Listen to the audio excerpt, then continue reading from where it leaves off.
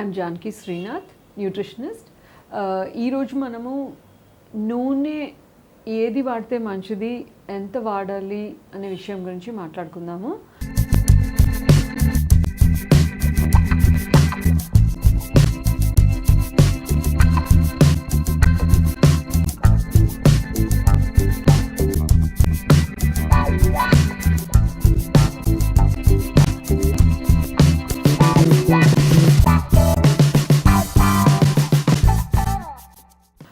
చాలాసార్లు మనం ఎంతసేపు ఏ నూనె మంచిది, ఏ నూనె మంచిది కాదు, నెయ్యి మంచిదా, ఇలా మాట్లాడుతూ ఉంటాము. ఇందులో రెండు ఆస్పెక్ట్స్ మనం గుర్తుపెట్టుకోవాలి. శరీరానికి మనకి కొవ్వు పదార్థాలు చాలా అవసరము. నూనె అనేది ఆల్మోస్ట్ రోజువారీగా మనకు ఒక 50% ఆఫ్ కొవ్వు పదార్థాలు ఏదైతే మనం రోజు తింటామో దాంట్లో మెయిన్గా వంట నూనె అనేది ముఖ్య పాత్ర పోషిస్తుందన్నమాట. ఈ వంట నూనె ఫ్యాట్ అనేది ఒక మీడియం. చాలాసార్లు అందరూ అనుకుంటారు అసలు ఫ్యాట్ టోటలీ మంచిది కాదు అని, కొవ్వు పదార్థాలు అసలు తీసుకోకూడదు అని. అలా కాదు, కానీ మంచి మేలైన కొవ్వు పదార్థాలు మన శరీరానికి అవసరమైన మోతాదులో మనం తీసుకోవాలి. మోతాదు మించి మీరు ఎంత మంచి నూనె ఆర్ కొవ్వు పదార్థాలు తీసుకున్నా, అంటే ఫర్ ఎగ్జాంపుల్ నట్స్ కానివ్వండి, లేకపోతే ఆయిల్స్ కానివ్వండి, నెయ్యి కానివ్వండి, బరువు పెరగడము ప్లస్ రక్తంలో కొవ్వు శాతముకి ఇండికేటర్స్ అయిన కొలెస్ట్రాల్ లెవెల్స్ పెరగడం అనేది జరుగుతూ ఉంటుంది. సో ఇప్పుడున్న మారుతున్న జీవన విధానంలో ఫిజికల్ యాక్టివిటీ అంటే శారీరక శ్రమ బాగా తక్కువైనందున క్యాలరీస్ అంటే ఎక్కువ క్వాంటిటీ ఆహారం మనకు అవసరం లేదు. అందులో కొవ్వు పదార్థాలు కానీ వంట నూనె కానీ మనకు 1 గ్రామ్కి 9 కిలో క్యాలరీస్ ఇస్తాయి. అంటే కంపేర్ టు రైస్, రోటీ, పప్పు అవి 1 గ్రామ్కి 4 క్యాలరీస్ ఇస్తాయి. కాబట్టి ఈ కొవ్వు పదార్థాలు నూనె వాడడంలో తగు జాగ్రత్తలు తీసుకోవాల్సిన అవసరం ఉంది. రోజుగా మనకు చెప్పుకోవాలంటే కొవ్వు పదార్థాల్లో అంటే వంట నూనెలో 4 రకాల ఫ్యాటీ యాసిడ్స్ ఉంటాయి. సాచురేటెడ్ కొవ్వు పదార్థాలు, మోనో అన్సాచురేటెడ్ కొవ్వు పదార్థాలు, ఒమేగా 6 ఫ్యాటీ యాసిడ్స్ అంటే ప్యూఫా అంటాం, poly unsaturated fatty acids, omega 3 fatty acids, N3 fatty acids. ఈ 4 రకాల కొవ్వు పదార్థాలు ప్రతిరోజు మనం తీసుకోవాల్సిన అవసరం ఉంది.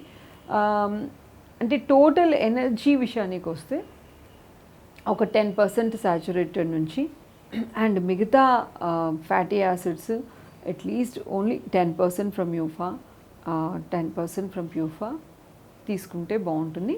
అయితే ప్యూఫాలో రేషియో మనం మెయింటైన్ చేయాలి. అంటే ఒమేగా 6 నుంచి ఒమేగా 3 రేషియో అట్లీస్ట్ 5:1 అన్న ఉండేటట్టు చూసుకోవాలి. కరెంట్లీ అందరూ ఒమేగా 6 చాలా ఎక్కువ తీసేసుకుంటున్నారు. ఆల్మోస్ట్ 20:1 రేషియో ఇది ఉంది. ఇలా ఉండడం వల్ల చాలా ఇన్ఫ్లమేటరీ అంటే ప్రాబ్లమ్స్ మనము అంటే శరీరానికి అంటే ఎక్కువ ఇన్ఫ్లమేషన్కి గురయ్యే అవకాశం ఉంటుంది. అంటే చిన్న వాటికి మామూలు వాటికి కూడా ఎలర్జిక్ టెండెన్సీస్, కొన్ని రకాల క్యాన్సర్స్కి లీడ్ చేయవచ్చు అన్నమాట.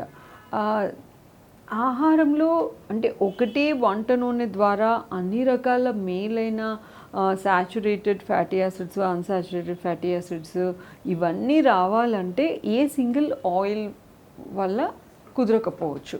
కాబట్టి బ్లెండెడ్ కుకింగ్ ఆయిల్స్ వాడడం చాలా అవసరము.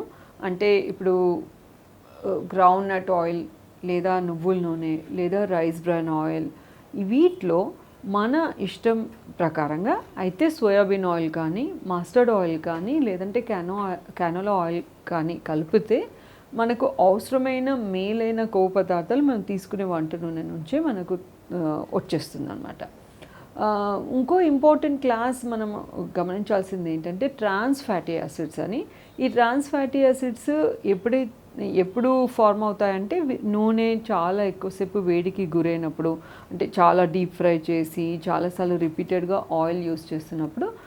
అంతేకాకుండా ఎప్పుడైతే vegetable cooking oil or vegetable ఆయిల్స్ని అంటే లిక్విడ్గా ఉన్న వెజిటబుల్ ఆయిల్స్ని గడ్డలాగా తయారు చేసినప్పుడు, అంటే వనస్పతి డాల్డా రూపకంలో తయారు చేసినప్పుడు కొన్ని రకాల fatty acids trans fatty acids లాగా చేంజ్ అయిపోతాయి.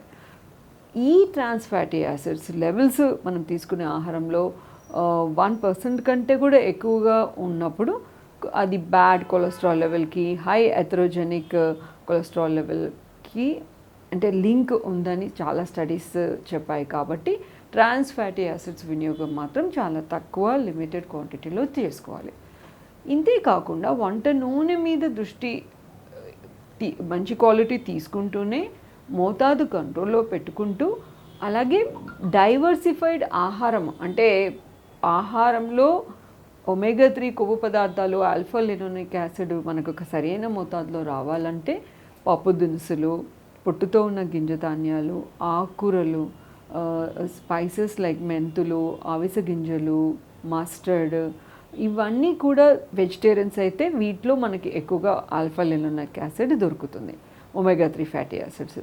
నాన్ వెజిటేరియన్స్ అయితే ఫిష్, ఎగ్ యోక్ అట్లాంటి వాటిలో ఒమేగా 3 ఫ్యాటీ యాసిడ్స్ దొరుకుతుంది.